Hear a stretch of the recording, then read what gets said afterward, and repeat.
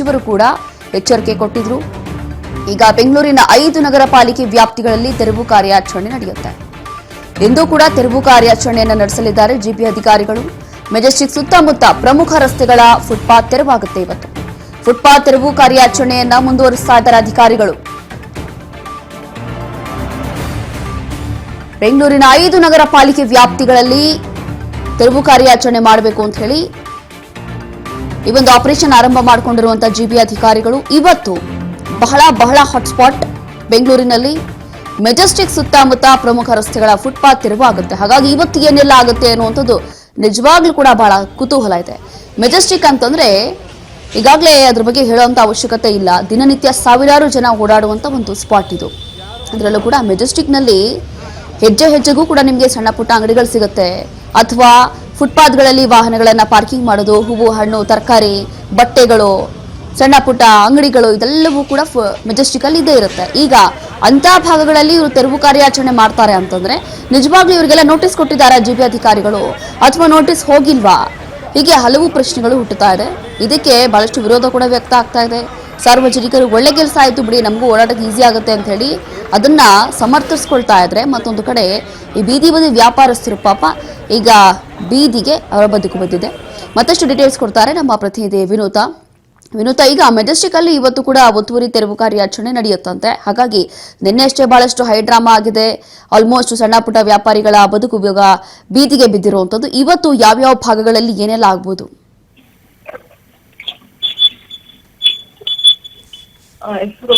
ರಾಜಧಾನಿಯಲ್ಲಿ ಒಂದು ಪಾದಚಾರಿ ಮಾರ್ಗದ ಒಂದು ಸಂಚಾರ ಮುಕ್ತಕ್ಕೆ ಅನುವು ಮಾಡಿಕೊಳ್ಬೇಕು ಅನ್ನುವಂತಹ ಒಂದು ನಿಟ್ಟಿನಲ್ಲಿ ಜಿಬಿ ಅಧಿಕಾರಿಗಳು ಹಮ್ಮಿಕೊಂಡಿದ್ದಂತಹ ಆಪರೇಷನ್ ಫುಟ್ಪಾತ್ಗೆ ಇವತ್ತು 2ನೇ ದಿನ. ಇವತ್ತು ಕೂಡ ಆಪರೇಷನ್ ಫುಟ್ಪಾತ್ ಮುಂದುವರಿತಾ ಇರುವಂತದ್ದು. ಇವತ್ತು ಕೆಲವೊಂದಷ್ಟು ಕಡೆ ಅಂದ್ರೆ ನಿನ್ನೆ ಎಲ್ಲೆಲ್ಲಿ ಪಕ್ಷಗಳಿಂದ ಕೆಲವೊಂದಷ್ಟು ಅಂಗಡಿಗಳ ಒತ್ತುವರಿನ ತೆರವು ಮಾಡಕ್ ಆಗಿರ್ಲಿಲ್ಲ, ಅಂತ ಕಡೆ ಇವತ್ತು ಒಂದ್ ರೀತಿಯಲ್ಲಿ ಕಾರ್ಯಾಚರಣೆ ಮುಂದುವರಿತಾ ಇದೆ. ಇನ್ನು ಬೆಂಗಳೂರಿನ ಪ್ರಮುಖ ಕೇಂದ್ರಗಳಾಗಿರುವಂತಹ ಮತ್ತೆ ಸದಾ ಯಾವಾಗಲೂ ಜನಬೀರ ಪ್ರದೇಶಗಳಾಗಿರುವಂತಹ ಮೆಜೆಸ್ಟಿಕ್ ನ ಸುತ್ತಮುತ್ತ ಇಂದು ಮುಂಜಾನೆಯಿಂದಲೂ ಕೂಡ ಜೆಸಿಬಿಯ ಸಮೇತ ಅಧಿಕಾರಿಗಳು ಬಂದು ಇಲ್ಲಿ ಕಾರ್ಯಾಚರಣೆಯನ್ನ ಮಾಡೋದಕ್ಕೆ ಮುಂದಾಗಿರುವಂತದ್ದು. ಇನ್ನು ಅಕ್ರಮವಾಗಿ ಯಾರೆಲ್ಲ ಪಾದಚಾರಿ ಮಾರ್ಗದಲ್ಲಿ ಈ ಒಂದು ಭಾಗದಲ್ಲಿ ಅಂಗಡಿಗಳನ್ನ ಇಟ್ಟಿದ್ರು ಅಂತಹ ಅಂಗಡಿಗಳನ್ನ ಮತ್ತೆ ತಳ್ಳು ಗಾಡಿಗಳನ್ನ ಜೊತೆಗೆ ಅನಧಿಕೃತವಾಗಿ ಶೆಡ್ಗಳನ್ನ ಎಳೆಯಲಾಗಿತ್ತು. ಅಂತಹ ಎಲ್ಲ ಭಾಗದ ಒಂದು ಅಂಗಡಿಗಳನ್ನ ಸಂಪೂರ್ಣವಾಗಿ ತೆರವು ಮಾಡುವಂತ ಕೆಲಸವನ್ನ ಇವತ್ತು ಮಾಡಲಾಗುತ್ತೆ. ಇನ್ನ ಜಿಬಿ ಅಧಿಕಾರಿಗಳು ಒಂದು ಕಾರ್ಯಾಚರಣೆಗೆ ಸಂಬಂಧಪಟ್ಟಂತೆ ಒಂದು ಪೊಲೀಸರ ಒಂದು ಸಹಯೋಗದಲ್ಲಿ ಅವರ ಒಂದು ಬಿಗಿ ಭದ್ರತೆಯ ಜೊತೆಗೆ ಕಾರ್ಯಾಚರಣೆಯನ್ನ ಮುಂದುವರಿಸುವಂತದ್ದು. ಈ ಒಂದು ಜಿಬಿ ಅಧಿಕಾರಿಗಳ ಕಾರ್ಯಾಚರಣೆಗೆ ಸಂಬಂಧಪಟ್ಟಂತೆ ಸಾಕಷ್ಟು ಸ್ಥಳೀಯ ಒಂದು ಒತ್ತುವರಿ ವ್ಯಾಪಾರಿಗಳು ಯಾರೆಲ್ಲ ಇದ್ದಾರೆ ಅವರು ವ್ಯಾಪಕವಾಗಿ ಇದಕ್ಕೆ ಸಂಬಂಧಪಟ್ಟಂತೆ ಆಕ್ರೋಶವನ್ನು ಕೂಡ ಹೊರಗಾಕಿರುವಂತದ್ದು. ಇದಕ್ಕೆ ಸಂಬಂಧಪಟ್ಟಂತೆ ನಿನ್ನೆ ಅಧಿಕಾರಿಗಳು ಮತ್ತೆ ವ್ಯಾಪಾರಸ್ಥರ ನಡುವೆ ಒಂದು ರೀತಿ ದೊಡ್ಡ ವಾಗ್ವಾದನೆ ನಡೆಸುವಂತಾನೆ ಹೇಳ್ತಾ ಹೋಗ್ಬೋದು. ಇನ್ನು ಅದಕ್ಕೆ ಸಂಬಂಧಪಟ್ಟಂತೆ ಏನೋ ಕೂಡ ಪ್ರತಿರೋಧಗಳಿಗೂ ಕೂಡ ಜಗ್ಗದೆ ಅಧಿಕಾರಿಗಳು ಇವತ್ತಿಗೂ ಕೂಡ ಪೊಲೀಸ್ ಭದ್ರತೆಯೊಂದಿಗೆ ತಮ್ಮ ಕಾರ್ಯಾಚರಣೆಯನ್ನ ಕಟ್ಟುನಿಟ್ಟಾಗಿ ಕೂಡ ಮುಂದುವರಿಸ್ತಾ ಇರುವಂತದ್ದು. ಈ ಒಂದು ಬೃಹತ್ ಒತ್ತುವರಿ ಇದೆ. ಇದಕ್ಕೆ ಸಂಬಂಧಪಟ್ಟಂತೆ ಇವತ್ತು ಮೆಜೆಸ್ಟಿಕ್ ಮಾತ್ರವಲ್ಲ, ಬೆಂಗಳೂರಿನ 5 ನಗರ ಪಾಲಿಕೆ ವ್ಯಾಪ್ತಿಯಲ್ಲಿ ಬರುವಂತಹ ಎಲ್ಲಾ ಅಧಿಕಾರಿಗಳು ಕೂಡ ಏಕಕಾಲದಲ್ಲಿ ಕೈಗೆತ್ತಿಕೊಂಡಿರುವಂತದ್ದು ಒತ್ತುವರಿ ಕಾರ್ಯಾಚರಣೆಯನ್ನ. ಜನಬೀಡು ಪ್ರದೇಶಗಳು ಎಲ್ಲೆಲ್ಲಿದೆ ಫುಟ್ಪಾತ್ ಗಳನ್ನ ಎಲ್ಲೆಲ್ಲಿ ಮುಕ್ತಗೊಳಿಸಬೇಕು ಅನ್ನುವಂತಹ ಇದರಿಂದಾಗಿ ಮೆಜೆಸ್ಟಿಕ್ ಆಗಿರ್ಬೋದು, ಸದಾಶಿವ ನಗರ ಆಗಿರ್ಬೋದು, ಅಥವಾ ಶಿವಾಜಿ ನಗರ್ ಮತ್ತೆ ಜಯನಗರ್ ಮತ್ತೆ ಮುಂದುವರೆದಂತೆ ಮಲ್ಲೇಶ್ವರಂ ಎಲ್ಲೆಲ್ಲಿ ಇನ್ನೂ ಕೂಡ ಕೆಲವೊಂದಷ್ಟು ತಾಂತ್ರಿಕ ಕಾರಣಗಳಿಂದ ಅಂಗಡಿಗಳನ್ನ ತೆರವು ಮಾಡಲಾಗಿರ್ಲಿಲ್ಲ, ದೊಡ್ಡ ಕೆಲವೊಂದಷ್ಟು ಅಂಗಡಿಗಳನ್ನ ಶೆಡ್ಗಳನ್ನ ತೆರವು ಮಾಡೋದಕ್ಕೆ ಆಗಿರ್ಲಿಲ್ಲ, ಅಂತ ಕಡೆಯಲ್ಲಿ ಇವತ್ತು ಕೂಡ ಕಾರ್ಯಾಚರಣೆ ಮುಂದುವರಿತಾನೆ ಇರುತ್ತೆ. ಜೊತೆಗೆ ಈ ಒಂದು ಎಲ್ಲೆಲ್ಲ ಈಗ ನಿನ್ನೆ ಅಂಗಡಿಗಳನ್ನ ತೆರವು ಮಾಡಲಾಗಿತ್ತು ಅಂತಹ ಕಡೆಗಳಲ್ಲಿ ಇವತ್ತು ಕೂಡ ಮತ್ತೆ ಪುನಃ ಅಂಗಡಿಗಳನ್ನ ಹಾಕಿದಾರಾ ಅಥವಾ ಯಥಾಸ್ಥಿತಿಯಾಗಿ ತೆರವುಗೊಳಿಸಿದಂತ ಸಾರ್ವಜನಿಕರಿಗೆ ಮುಕ್ತವಾಗಿದೆ ಅನ್ನೋದನ್ನ ಕೂಲಂಕುಷವಾಗಿ ಇವತ್ತು ಕೂಡ ಸರ್ವೆ ಮಾಡುವಂತದ್ದು.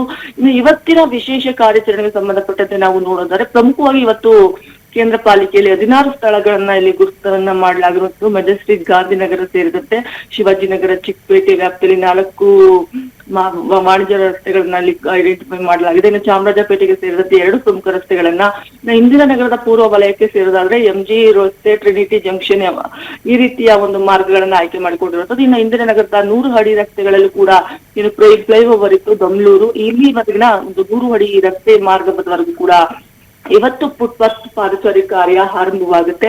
ಜೊತೆಗೆ ವಿವೇಕಾನಂದ ಮೆಟ್ರೋ ನಿಲ್ದಾಣದಿಂದ ಬೆನಗನಹಳ್ಳಿ ರೈಲ್ವೆ ಸೇತುವೆವರೆಗೂ ಕೂಡ ಇವತ್ತು ಫುಟ್ಪಾತ್ ಕಾರ್ಯಾಚರಣೆ ಮುಂದುವರಿತಾ ಇರುವಂತದ್ದು. ಇನ್ನು ಬಸವನಗುಡಿಯ ಅಶೋಕ ಪಿಲ್ಲರ್ ಮತ್ತೆ ಮಾಧವನ್ ಪಾರ್ಕ್ ನವರೆಗೂ ಕೂಡ ಯಾವೆಲ್ಲ ಬಾಕಿ ಉಳಿದಿತ್ತು ಅದನ್ನು ಕೂಡ ತೆರವು ಮಾಡುವಂತ ಕಾರ್ಯ ನಡೆಯುತ್ತೆ. ಇನ್ನು ಜಯನಗರದ ಕನಕಪಾಳ್ಯ ರಸ್ತೆಯಲ್ಲಿರುವಂತಹ 8ನೇ ಮುಖ್ಯ ರಸ್ತೆ, 9ನೇ ಮುಖ್ಯ ರಸ್ತೆ ಮತ್ತೆ 15ನೇ ಮುಖ್ಯ ರಸ್ತೆವರೆಗೂ ಕೂಡ ಕಾರ್ಯಾಚರಣೆ ಮುಂದುವರಿತಾ ಇರುವಂತದ್ದು. ಇನ್ನು RV ರಸ್ತೆಯ ಒಂದು ಟೀಚರ್ಸ್ ಕಾಲೇಜಿಂದ ಸೌತ್ ಎಂಡ್ ಸರ್ಕಲ್ ವರೆಗೂ ಕೂಡ ಪಾದಚಾರಿ ಮಾರ್ಗವನ್ನು ತೆರವುಗೊಳಿಸುವಂತಹ ಪಾದಚಾರಿ ಮಾರ್ಗಕ್ಕೆ ಮುಕ್ತವಾಗುವಂತಹ ಇಲ್ಲಿ ಕಾರ್ಯ ನಡೀತಾ ಇರುತ್ತೆ. ಇನ್ನು ಯಲಹಂಕ ಮತ್ತೆ ಉತ್ತರ ವಲಯವನ್ನ ನಾವು ನೋಡ್ತಾ ಹೋದ್ರೆ ಯಲಹಂಕ ನ್ಯೂ ಟೌನ್ ಮತ್ತೆ ಅಲ್ಲಿ ಬರುವಂತಹ ಕೆಲವೊಂದಿಷ್ಟು ಪ್ರಮುಖ ವಾಣಿಜ್ಯ ರಸ್ತೆಗಳಲ್ಲಿರುವಂತಹ ಒತ್ತುವರಿ ತೆರವು ಕಾರ್ಯವನ್ನ ಮುಂದುವರಿಸ್ತಾ ಇರುವಂತದ್ದು. ರೋಶಿನಿ, ಎಸ್ ವಿನುತಾ, ಪ್ರಮುಖವಾಗಿ ಈಗ ಒಂದು ಗೊಂದಲ ಸೃಷ್ಟಿಯಾಗ್ಬಿಟ್ಟಿದೆ. ಜಿಬಿ ಅಧಿಕಾರಿಗಳು ಹೇಳ್ತಾ ಇದ್ದಾರೆ ನಾವು ಆಲ್ಮೋಸ್ಟ್ ನೋಟಿಸ್ ಕೊಟ್ಟಿದ್ದೀವಿ, ನೋಟಿಸ್ ಕೊಟ್ಟು ಅವ್ರಿಗೆ ಟೈಮ್ ಕೊಟ್ಟು ಅದಾದ ನಂತರ ತೆರವು ಕಾರ್ಯಾಚರಣೆ ಮಾಡ್ತಾ ಇದೀವಿ ಅಂತ.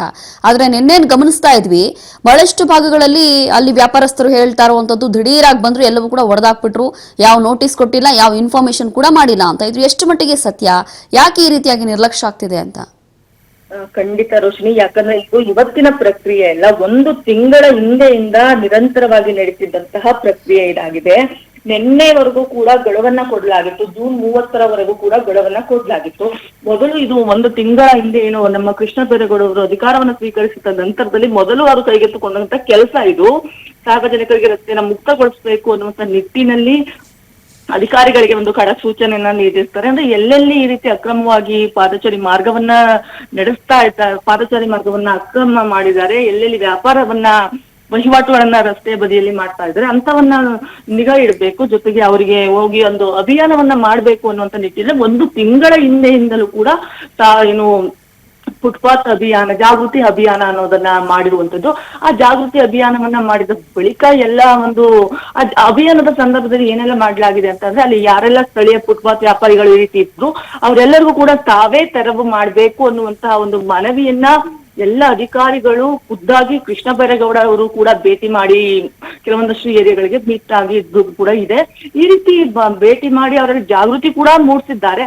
ಆದ್ರೂ ಕೂಡ ಕೆಲವೊಂದಷ್ಟು ಯಾರು ವ್ಯಾಪಾರಸ್ಥರು ತೆರವನ್ನ ಮಾಡಿದ್ದಾರೆ. ಇನ್ನೂ ಕೆಲವೊಂದಷ್ಟು ವ್ಯಾಪಾರಸ್ಥರು ಏನಿದ್ದಾರೆ, ನಾವು ಲೈಸೆನ್ಸ್ ಇದೀವಿ, ನಮ್ಗೆ ಯಾರು ಏನ್ ಮಾಡ್ತಾರೆ ಅನ್ನುವಂತ ಬಂಡ ಧೈರ್ಯದಲ್ಲಿ ಅದೇ ರೀತಿ ಯಥಾಸ್ಥಿತಿ ಮುಂದುವರ್ಸ್ಕೊಂಡು ಹೋಗ್ತಾ ಇದ್ದಂಥದ್ದು. ಇಲ್ಲ, ಅವರ ವಾದ ಏನು ಅಂತ ಅಂದ್ರೆ, ನೋಟಿಸ್ ಇವರೆಲ್ಲರೂ ಕೂಡ ನೋಟಿಸ್ ಕೊಟ್ಟಿದ್ದಾರೆ, ಬಟ್ ಅದು ಯಾವ ರೀತಿ ಅಂತ ಅಂದ್ರೆ ನೋಟಿಸ್ ಅನ್ನ ಲೀಗಲ್ ನೋಟಿಸ್ ಅನ್ನೋದಕ್ಕಿಂತ ಇವರ ಒಂದು ಮನವಿ ಪತ್ರ ಅದು ಅಂತ ಹೇಳ್ತಾ ಹೋಗ್ಬೋದು. ಹಾಗಾಗಿ ಇವರ ವ್ಯಾಪಾರಸ್ಥರ ಪ್ರಕಾರ ಅದು ಅವರಿಗೆ ನೋಟಿಸ್ ರೀತಿ ಆಗ್ತಾ ಇಲ್ಲ ರೋಶಿನಿ.